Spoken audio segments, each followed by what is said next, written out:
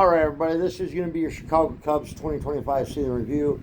Obviously, this one might be a little tough for me to make because obviously I don't pay much attention to baseball. But as far as the Cubs go, I am one that believes every year that this team has the potential to be good and be a playoff team. And I felt no different this year.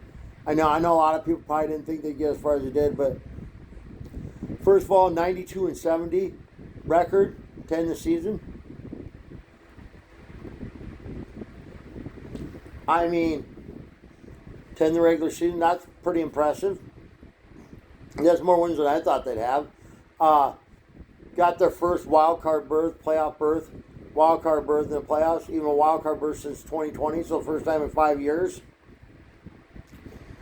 Ended up winning that wild card round and going on to the divisional series against the Brewers, in which, we didn't play our best baseball. We didn't play our best baseball. Our bats kind of went to sleep in Milwaukee there the first two games and went to sleep again in that last game. But we took the Brewers to 5 games, ultimately probably causing the sweep. Obviously, possibly causing the Dodgers to be able to sweep them because we took them to the max where the Dodgers had an extra couple days rest there.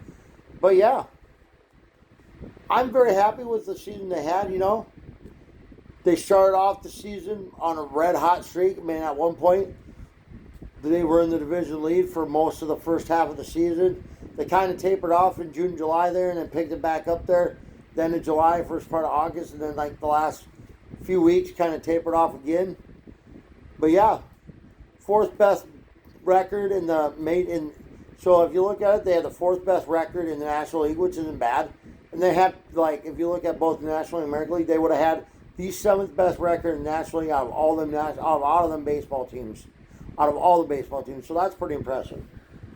As far as me, things I looked at this year was, obviously the starting pitching was solid. The bullpen was solid. If we had a lead in the game and the bullpen came out, game was going to be over. You weren't getting to our bullpen. Starting pitchers, when they were on, they were on. Unfortunately, we lost Justin Still this year early. Kyle Tucker was injured a few times here and there. I think Dansby Swanson missed some games. I know Ian Happ missed some games, but yeah. Ian Happ, I truly believe Ian Happ, Dansby Swanson, Pete Crow Armstrong. Pete Crow Armstrong had a phenomenal year. I love that boy. I hope he's back next year. I hope all these guys are back. But Dansby Swanson, Ian Happ, Kyle Tucker, Pete Crow Armstrong had a phenomenal year. They all had great years.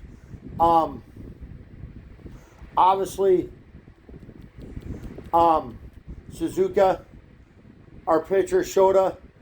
Hopefully all these guys are back there. They all had incredible years. Hopefully Still will be back next year with us. But, 92-70, a divisional, going to 5 games in a divisional series. You were just maybe one win away from going to play the Dodgers with a chance to go to the World Series. Pretty great season. Disappointing ending, but I'm still proud of the Cubs, no matter what. I'm very proud of this team. They had a good season. Nothing to hang our heads about, nothing to sit here and cry about and say, oh, this team sucks, or, no, I wish this team would just be good, blah, blah, blah, blah. All right, none of that wait till next year bullcrap, because I truly believe this team is right where they need to be. Yes, do I think they need to add some stars? Yes. Do I think they need to add some pitching? Yes. But 92-70, winning the wild card round, took the best team in baseball, the Brewers, to 5 games in the divisional round. We're down 2-0, came back at home and won 2 straight, and that crowd was electric there. You could see it. But things I think this team needs to do in the offseason, obviously, with the injury to Justin Still, you don't know how far he'll be out next year, what the deal is with him. Shota, I think they need to maybe add a couple big names to that starting pitching. I like the pitching where it's at for the most part, but I think they could add 2 or 3 more big name guys to the starting rotation, and they need to go get a couple, 3 big names for that bullpen to add to that, and maybe go get some stars out there. I don't know who all free agents. I didn't look it up. I know Alec Bergman for Houston's a free agent. Maybe the Cubs should go sign him and pair him back with Kyle Tucker. That would be amazing. There's going to be other guys out there. Maybe make some trades. But here's the deal. I don't like the farm system. I really don't, because it's never done nothing for the Cubs. Like, if it's so great, people say, oh, the farm system's great. Right. Why, if it's so great, why have the Cubs only made the playoffs once since their last World Series? Why have the Cubs only made the playoffs once since 2020? Why have they only made, twice since 2016 now? Something like that. I think 2 or 3 times since 2016.